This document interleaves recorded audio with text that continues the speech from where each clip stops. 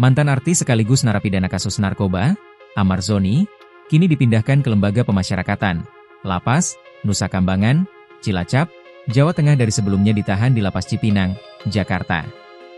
Kasubdit Kerjasama Direktorat Jenderal Pemasyarakatan, Ditjenpas, Rika Aprianti, menjelaskan bahwa Amar Zoni bersama 5 warga binaan lainnya dipindahkan pada Kamis, 16 Oktober 2025.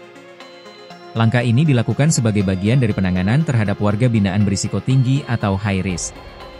Mereka akan ditempatkan di lapas super maksimum dan maksimum security, kata Rika dalam keterangan tertulis. Menurut Rika, para warga binaan tersebut diberikan pengamanan dan pembinaan super maksimum agar perilakunya dapat berubah ke arah lebih baik.